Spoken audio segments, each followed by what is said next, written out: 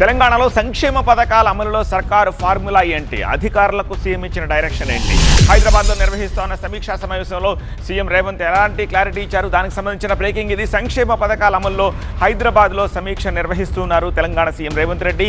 రాష్ట్రంలో 10 ఏళ్లు గ్రామ సభలు నిర్వహించకపోవడంతో ప్రజల్లో గందరగోళం ఉంది అన్నారు సీఎం రేవంత్ రెడ్డి.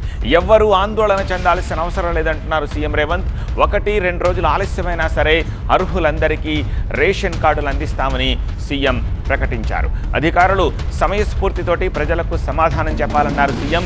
చివరి లబ్ధిదారుడి పేరు లిస్టులో చేర్చే వరకు ప్రాసెస్ జరుగుతూనే ఉంటుందని స్పష్టం చేశారు.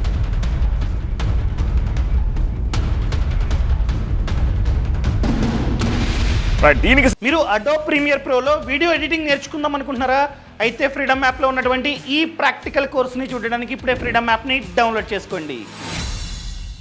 సంబంధించి మరింత సమాచారం మా ప్రతినిధి ప్రభాకర్ అందిస్తారు. ప్రభాకర్, మీటింగ్ చాలాసేపటి నుంచి జరుగుతున్నట్టుగా ఉంది. ఇంకెంతసేపు కొనసాగే అవకాశం ఉంది? ఎవరెవరు పార్టిసిపేట్ చేశారు? ఏ అంశాలని ప్రధానంగా చర్చిస్తున్నారు ఇందులో? కొద్దిసేపటి క్రితమే ఆ మీటింగ్ ముగిసింది. 1 గంటకు డిప్యూటీ సీఎం బట్టి విక్రమార్క సచివాలయంలో మీడియాతో మాట్లాడుతున్నారు. ప్రధానంగా రేపు ప్రారంభించబోయే 4 పథకాలకు సంబంధించిన డిస్కషన్ ప్రధానంగా తీసుకున్నారు.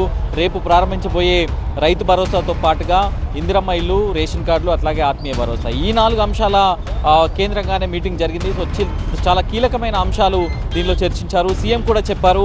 సీఎం గత 10 రోజులుగా దావోస్ పర్యటన ఉన్న నేపథ్యంలో కొన్ని ఇష్యూస్ జరిగాయి. గ్రామ సభల్లో కొంత గందరగోళ పరిస్థితులు ఏర్పడ్డాయి. దాన్ని మంత్రులతో సీఎం డిస్కస్ చేశారు. ఇంటెలిజెన్స్కి సంబంధించిన అధికారులతో కూడా దీనిపైన ఒక రిపోర్ట్ని తీసుకున్నారు. సో ఎక్కడెక్కడ జరిగాయి, మెయిన్గా ఏ ఇష్యూస్ రేజ్ అయ్యాయి అనే దానిపైన సీఎం ఫోకస్ చేశారు. సో దానికి సంబంధించి జిల్లా కలెక్టర్లకు వెంటనే ఆదేశాలు జారీ చేయాలి. ఎక్కడెక్కడైతే ప్రజలు గందరగోళంలో ఉన్నారో వారందరికీ కూడా సమయస్ఫూర్తితో కన్వే చేయాలి. ప్రతి ఒక్కరు కూడా సంక్షేమ పథకం అందేలా చూడాలి అనేది అయితే సీఎం చెప్పారు.